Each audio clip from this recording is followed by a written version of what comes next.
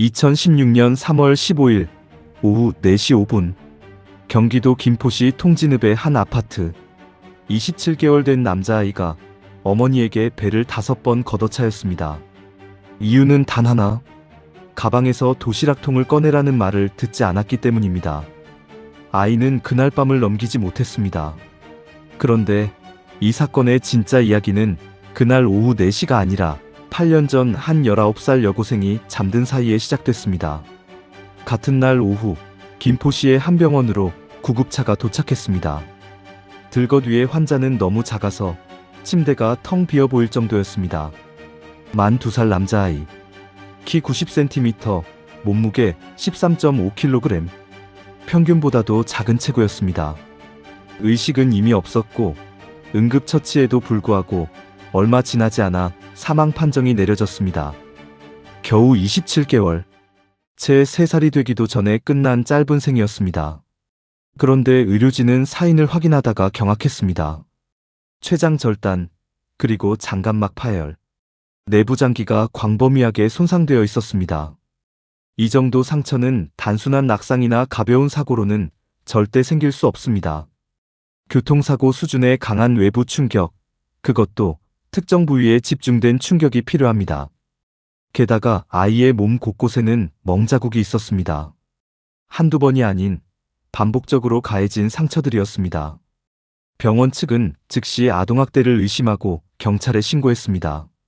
아이와 함께 병원에 온 사람은 28살의 여성 이서윤, 아이의 이모였습니다.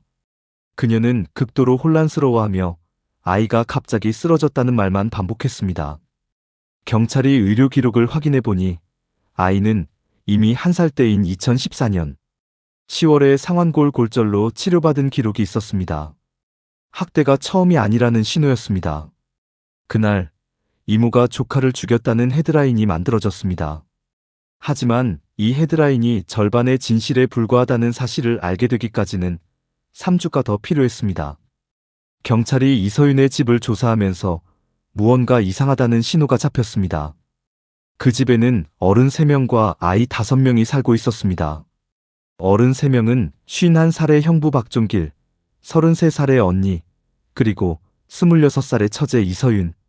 아이 5명은 모두 형부와 언니의 자녀로 등록되어 있었습니다. 그런데 언니는 루푸스라는 희귀자가 면역 질환을 앓고 있었습니다. 거동이 불편한 날이 많았고 5아이를 돌볼 수 있는 상태가 아니었습니다. 그러면 누가 5아이를 키웠을까요? 답은 26살의 이서윤이었습니다. 5명의 아이를 사실상 그녀 혼자 돌보고 있었던 겁니다. 여기서 잠깐 멈춰서 생각해 봅시다.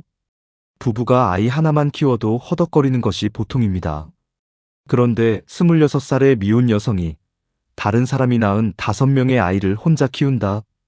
이게 자연스러운 가족 구성일까요? 게다가 형부는 51살, 처제는 26살. 정확히 25살의 나이 차이가 있었습니다. 경찰은 이서윤을 살인 혐의로 긴급 체포했지만 그녀는 입을 열지 않았습니다. 아동학대 가해자들은 보통 변명을 합니다. 훈육이었다. 그렇게 심하게 하지 않았다. 사고였다. 자기 행위를 정당화하려는 시도가 따라옵니다. 그런데 이서윤은 침묵했습니다. 1주일, 2주일, 그리고 3주가 지났습니다. 심리학적으로 이런 침묵은 매우 드뭅니다. 자기 행위를 직접 한 가해자에게는 거의 나타나지 않는 패턴입니다. 그녀는 무엇을 숨기고 있었던 걸까요?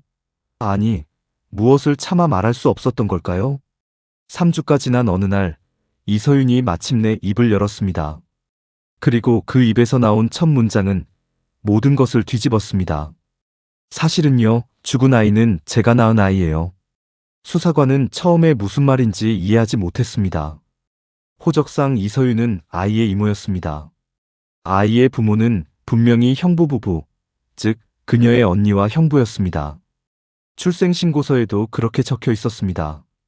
그런데 이서윤은 다시 한번 천천히 말했습니다. 제가 낳은 아이가 맞습니다. 아빠는 형부 박종길입니다. 이 진술 하나로 사건의 모든 좌표가 뒤집혔습니다. 소식을 들은 형부 박종길은 즉각 반박했습니다. 그가 한 말은 그 자체로 충격적이었습니다. 무슨 말도 안 되는 헛소리입니까? 그 아이는 처제가 동네 사람들에게 윤간당해서 낳은 아이입니다. 동네 사람들이 돌아가면서 처제를 건드린 결과예요. 미혼모 신세가 안쓰러워서 제가 호적에 올려준 겁니다. 자신의 처제이자 죽은 아이의 어머니에 대한 발언이었습니다. 양측 주장이 완전히 달랐기 때문에 검찰은 국립과학수사연구원에 친자 확인 DNA 검사를 의뢰했습니다. 결과는 며칠 후 나왔습니다. 죽은 아이의 친아버지는 박종길이 맞았습니다. 이서윤의 말이 진실이었습니다. 그런데 검사 과정에서 또 하나의 사실이 드러났습니다. 박종길과 이서윤 사이에서 태어난 아이는 죽은 27개월 아이 한 명만이 아니었습니다. 그 집에 살고 있던 5아이 중 2명만이 언니의 친자녀였고 나머지 3명은 모두 이서윤이 낳은 아이였습니다. 그리고 그 3명 모두 아버지가 박종길이었습니다. 언니가 낳지도 않은 3명의 아이가 언니의 자녀로 호적에 올라가 있었던 겁니다. DNA 검사 결과를 들이댄 검찰 앞에서 형부 박종길은 또다시 말을 바꿨습니다. 제가 잘못 알고 있었습니다. 사실은 처제가 먼저 저를 유혹했습니다. 여고생 처제가 25살 위의 형부를 먼저 유혹했다는 주장. 이 주장이 사실이려면 그날부터 8년의 시간을 거꾸로 거슬러 올라가야 합니다. 2008년 8월 전남완도 여고 3학년 여름방학 19살의 이서윤은 언니 집에 놀러 갔습니다. 언니는 막 둘째를 임신한 상태였고 첫째 조카가 어려서 일손이 필요했습니다. 처제이자 이모 자격으로 언니를 도우러 간 길이었습니다. 그런데 그날 잠든 이서윤의 방에 형부가 들어왔습니다. 그것이 첫 번째 성폭행이었습니다. 그리고 그 한 달 동안 형부는 같은 행위를 한 번 더 반복했습니다. 19살 여고생이 잠든 사이 25살 위 형부가 2차례 성폭행을 가한 겁니다. 이서윤은 임신했습니다. 임신 사실을 알게 된 형부는 그녀의 손을 끌고 병원으로 갔습니다. 누가 알면 안 된다는 한마디와 함께 낙태가 이루어졌습니다. 하지만 작은 시골 마을에서 비밀은 오래가지 않았습니다. 처제가 형부 아이를 낙태했다더라는 소문이 퍼지기 시작했습니다. 2010년 4월 견디지 못한 형부 부부는 완도를 떠나 서울로 도망쳤고 이듬해 다시 김포로 옮겼습니다. 이서윤은 완도에 남았습니다. 그렇게 끝나는 것처럼 보였습니다. 그런데 2012년 이서윤은 전남 강진에서 한 남자를 만났습니다. 그해 8월 딸을 낳고 9월에 혼인신고를 했습니다. 이제 정말 새 인생이 시작되는 것처럼 보였습니다. 그런데 결혼 3개월 만에 김포에 있던 형부가 강진까지 직접 찾아왔습니다. 남편 가족 앞에서 행패를 부렸고 분위기는 완전히 깨졌습니다. 시댁은 이혼을 요구하며 딸은 시댁에 두고 떠나라고 통보했습니다. 결혼 3개월, 딸을 낳은 지 4개월. 이서윤은 친딸을 시댁에 두고 떠나야 했습니다. 갈 곳이 없어진 그녀가 향한 곳은 김포에 있던 언니 부부의 집이었습니다. 그녀를 그곳으로 몰아넣은 형부가 사는 바로 그 집이었습니다. 그리고 그때부터 형부의 폭력은 더 이상 숨겨질 필요도 없었습니다. 이서윤은 사실상 그 집에서 두 번째 아내처럼 노예처럼 살아갔습니다. 2013년 11월 첫째 아들 출산. 그 아이가 바로 27개월에 사망한 그 아이였습니다. 2014년 둘째, 2015년 셋째. 단기간에 3명의 아이를 더 낳았습니다. 언니가 낳은 2명을 포함해 5명의 아이를 그녀 혼자 키웠습니다. 산후조리도 제대로 못한 채. 여기서 한 가지 사실을 짚어야 합니다. 이서윤의 지능지수는 54였습니다. 평균의 절반 수준, 경계선 지적장애에 해당하는 수치입니다. 19살 여고생, 지적장애가 있는 처제. 그녀를 보호해야 할 형부가 8년에 걸쳐 그녀를 지배했습니다. 그녀가 도망친 모든 곳에 형부가 있었습니다. 여기서 한 가지 질문이 남습니다. 같은 집에 살았던 언니는 이 모든 것을 정말 몰랐을까요? 답은 알았습니다. 다 알고 있었습니다. 동생이 형부의 아이를 임신했다는 것도, 출산했다는 것도, 그 아이가 자기 호적에 자기 자녀로 등록되는 것도 모두 알고 있었습니다. 그런데 왜 침묵했을까요? 언니의 조건을 보면 답이 보입니다. 루푸스 희귀 질환으로 거동이 자유롭지 않았고 자립할 경제력이 없었으며 본인의 지능지수 역시 평균 이하였습니다. 언니는 형부에게 신체적으로도 경제적으로도 정서적으로도 완전히 의존된 상태였습니다. 동생의 비극을 알면서도 그녀가 할 수 있는 일은 출생신고서에 도장을 찍는 것뿐이었습니다. 그러니까 이 집에는 가해자 1명과 피해자 3명이 살고 있었습니다. 27개월에 사망한 아이, 8년 동안 형부에게 지배당한 26살의 이서윤, 그리고 그 모든 것을 알면서도 침묵해야 했던 33살의 언니. 친족 성폭력 피해 여성에 대한 한 학술 연구는 이런 피해자들의 경험을 이렇게 표현합니다. 가족이 주었던 상처 속에서 철저히 혼자인 외로움의 연속. 가족이 가해자일 때 피해자는 도와달라고 외칠 수 있는 사람조차 가족 안에서 찾을 수 없습니다. 이서윤과 언니, 두 자매가 정확히 그 상태였습니다. 수사 과정에서 이서윤이 남긴 진술 중에는 듣는 사람의 가슴을 가장 무겁게 누르는 한 문장이 있었습니다. 창피했습니다. 아이의 눈을 제대로 쳐다볼 수 없었습니다. 여고생 시절부터 형부에게 성폭행을 당한 피해자가 형부의 아이를 낳고 키우면서 자기 자신이 창피했다고 말한 겁니다. 피해자가 자신을 부끄러워하는 동안 가해자는 그 집에서 계속 살았습니다. 정작 창피해야 할 사람은 그녀가 아니었습니다. 2016년 3월 15일, 그날 다시 돌아갑니다. 오전, 이서윤은 27개월 아들이 분유를 몰래 먹었다는 이유로 뺨을 때렸습니다. 그리고 그대로 어린이집에 보냈습니다. 오후, 아이가 어린이집에서 돌아왔습니다. 이서윤은 가방에서 도시락통을 꺼내라고 지시했습니다. 아이가 따르지 않았습니다. 그 순간 폭발이 일어났습니다. 거실에서 아이의 배를 발로 걷어찼습니다. 아이가 작은 방으로 도망쳤습니다. 따라가서 다시 밟았습니다. 아이는 극심한 고통에 구토를 했습니다. 그런데도 멈추지 않았습니다. 총 5번, 배를 5번 걷어찬 끝에 아이는 의식을 잃었습니다. 여기서 이서윤이 남긴 또 하나의 진술이 있습니다. 그 아이가 점점 형부를 닮아갔습니다. 그 얼굴을 볼 때마다 형부가 떠올랐고 미워하는 마음이 점점 커졌습니다. 이 한 문장이 이 사건의 본질을 압축합니다. 폭력은 옮겨다닙니다. 형부의 폭력이 이서윤에게로, 이서윤의 폭력이 27개월 아이에게로. 8년 동안 이서윤을 지배한 사람은 형부였습니다. 그녀가 자기 아이의 얼굴에서 본 것도 형부였습니다.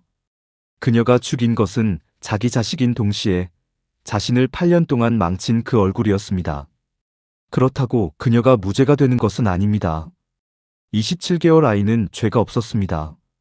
다만 분명한 것은 이 살인의 진짜 원인을 찾으려면 살인을 저지른 손이 아니라 그 손을 그 자리까지 몰아넣은 8년의 시간을 봐야 한다는 것입니다. 27개월 아이도 그를 죽인 이서윤도 모두 같은 사람이 만든 비극의 피해자였습니다. 2016년 9월 23일 인천지방법원 부천지원 형사 1부 담당 부장판사가 판결을 내렸습니다. 먼저 검찰의 구형부터 보겠습니다. 이서윤에게는 징역 13년, 형부 박종길에게는 징역 10년이 구형됐습니다. 여기서 이미 한 가지 이상한 점이 있습니다. 27개월 아이를 발로 차서 숨지게 한 어머니에게 13년, 그 어머니를 8년 동안 성적으로 지배하고 3명의 아이를 낳게 한 형부에게 10년. 가해자가 피해자보다 단 1년 더 받는 구형이었습니다. 1심 선고는 다음과 같았습니다. 이서윤, 징역 4년. 살인 양형 기준상 거의 최하형입니다. 재판부는 성폭행으로 인한 출산과 정신적 충격이 살인에 다소 영향을 미친 것으로 보이는 점을 선처 이유로 밝혔습니다. 재판부조차 그녀를 단순한 가해자로 보지 않은 겁니다. 형부 박종길, 징역 8년 6개월. 친족관계에 의한 강간과 아동학대 혐의가 모두 적용된 결과였습니다. 그런데 여기서 가장 큰 문제가 있습니다. 이서윤이 형부에게서 낳은 아이는 모두 3명입니다. 그런데 검찰은 형부의 강간 횟수를 단 3번으로 인정했습니다. 2008년 8월에 2차례, 그리고 첫째 아들이 생긴 2013년 1월 1차례. 그게 전부였습니다. 2014년 둘째와 2015년 셋째, 두 명의 아이는 합의에 의한 성관계로 간주됐습니다. 19살 때부터 6년 넘게 형부에게 성적으로 지배당한 지적장애 여성에게 검찰은 그때는 합의였다고 본 겁니다. 8년 동안 이어진 지배 구조가 단 3번의 강간으로 축소됐습니다. 여기에 한 가지 더 결정적인 장면이 있습니다. 1차 공판 준비 기일에서 두 사람은 국민참여재판을 두고 정반대의 선택을 했습니다. 이서윤은 변호인의 질문에 눈물을 흘리며 고개를 끄덕였습니다. 시민 배심원 앞에서 자기 이야기를 듣게 하고 싶다는 뜻이었습니다. 반면 형부 박종길은 거부했습니다. 거부의 이유는 배심원 앞에 서는 것이 수치스럽다였습니다. 피해자는 시민에게 듣게 하고 싶었고 가해자는 시민이 듣는 것을 부끄러워했습니다. 두 사람의 도덕적 위상을 이 한 장면이 모두 말해줍니다. 심리검사에서 형부의 PCLR 점수는 22점이 나왔습니다. 임상적 사이코패스 수준은 아니지만 사기성과 통제 성향이 명확한 수치입니다. 이서윤의 진술처럼 8년 동안 처제를 성적으로 지배하고 새 아이를 낳게 한 사람이 8년 6개월. 한국 사법부가 친족 성범죄를 어떻게 판단하는지 이 형량 하나가 모든 것을 보여줍니다. 이서윤은 2020년 만기 출소했습니다. 형부 박종길은 2024년 출소한 것으로 알려졌습니다. 그리고 그 집에 남았던 4명의 아이들이 있습니다. 이서윤이 낳은 2명, 언니가 낳은 2명. 출생신고상으로는 모두 형부의 자녀입니다. 친권 박탈이 이루어지지 않았기 때문에 형부는 출소 후 법적으로 그 아이들에게 다시 접근할 수 있는 위치에 있습니다. 마지막으로 한 가지 통계를 보겠습니다. 한국에서 아동, 청소년 대상 성범죄의 가해자와 피해자 관계를 보면 가족과 친척을 포함한 아는 사람인 경우가 전체의 66.4%로 가장 많았습니다. 낯선 사람이 일으키는 성범죄보다 같은 집에 사는 사람이 일으키는 성범죄가 훨씬 더 흔하다는 뜻입니다. 그리고 같은 집의 일은 같은 집에 사는 사람이 침묵하는 한 8년이라도 10년이라도 계속될 수 있습니다. 이 사건은 한 가족의 비극이었을까요? 아니면 우리 사회가 만든 비극이었을까요? 19살의 이서윤이 처음 성폭행을 당했을 때 누군가 한 사람만 그녀의 이야기를 들어줬다면, 시골 마을에서 소문이 퍼졌을 때 누군가 한 사람만 그녀를 보호하려고 했다면, 결혼한 그녀가 다시 김포로 끌려갔을 때 누군가 한 사람만 막아섰다면, 이 비극은 한 사람의 폭력이 아니라 모두의 침묵이 만든 결과였습니다. 다시 한번 정리합니다. 2016년 3월 김포의 한 집에는 가해자 1명과 피해자 3명이 있었습니다. 그리고 한국의 법은 그 사실을 절반만 인정했습니다. 만약 여러분이 판사였다면 형부 박종길에게 몇 년을 선고했을까요? 그리고 이서윤에게는요? 댓글로 의견을 남겨주세요. 여러분의 판단이 듣고 싶습니다. 사건텔링 24는 시간이 흘러도 묻혀서는 안 될 사건들을 끝까지 따라갑니다. 다음 영상에서도 함께 해주시기 바랍니다. 구독과 좋아요, 알림 설정, 그리고 댓글로 여러분의 생각을 들려주세요. 지금까지 사건텔링 24였습니다.